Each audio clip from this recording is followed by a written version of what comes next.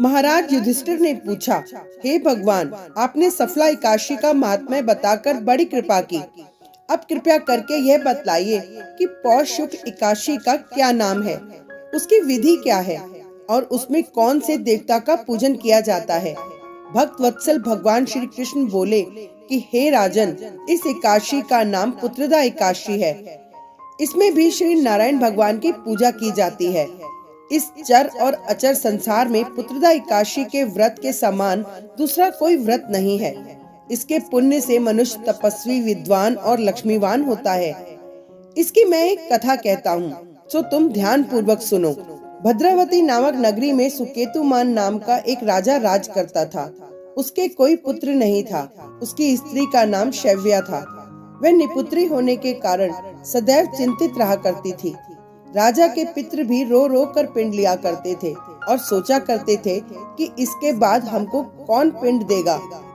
राजा को भाई बांधव, धन, हाथी, घोड़े, राज्य और मंत्री, इन सब में से किसी से भी संतोष नहीं होता था। वे सदैव यही विचार करता था कि मेरे मरने के बाद मुझको कौन पिंड दान करेगा।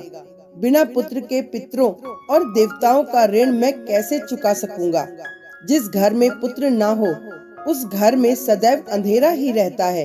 इसीलिए पुत्र उत्पत्ति के लिए प्रयत्न करना चाहिए। जिस मनुष्य ने पुत्र का मुख देखा है वह धन्य है। उसको इस लोक में यश और परलोक में शांति मिलती है, अर्थात उसके दोनों लोक सुधर जाते हैं।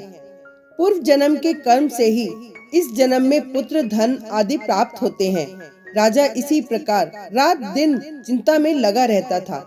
एक समय तो राजा ने अपने शरीर को त्याग देने का निश्चय किया, परंतु आत्मघात को महान पाप समझकर उसने ऐसा नहीं किया। एक दिन राजा ऐसा ही विचार करता हुआ अपने घोड़े पर चढ़कर वन को चल दिया तथा पक्षियों और वृक्षों को देखने लगा। उसने देखा कि वन में मृग, व्याघ्र, सुअर, सिंह, बंदर, सर्प आदि सब भ्रमण कर रहे हैं। हाथी अपने बच्चों और हथनियों के बीच घूम रहा है। इस वन में कहीं तो गीदड़ अपने कर्कश स्वर में बोल रहे हैं, कहीं उल्लू ध्वनि कर रहे हैं। वन के दृश्यों को देखकर राजा सोच विचार में लग गया। इसी प्रकार आधा दिन बीत गया। वह सोचने लगा कि मैंने कई यज्ञ किए, ब्राह्मणों को स्वादिष्ट भोजन से तृप्त किया, फिर भी मुझको दुख प्राप्त हुआ। क्यों?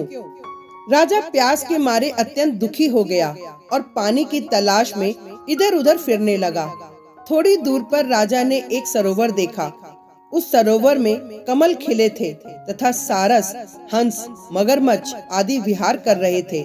उस सरोवर के चारों तरफ मुनियों के आश्रम बने हुए थे। उसी समय राजा के दाहिने अंग फड़कने लगे। राजा शुभ शकुन समझकर घोड़े से उतरकर मुनियों को दंडवत प्रणाम करके बैठ गया। राजा को देखकर मुनियों ने कहा, हे राजन, हम तुमसे अत्यंत प्रसन्न हैं। तुम्हारी क्या इच्छा है, सो कहो। राजा ने पूछा, महाराज, आप कौन हैं और किस लिए यहाँ आए हैं? कृपया करके बताइए।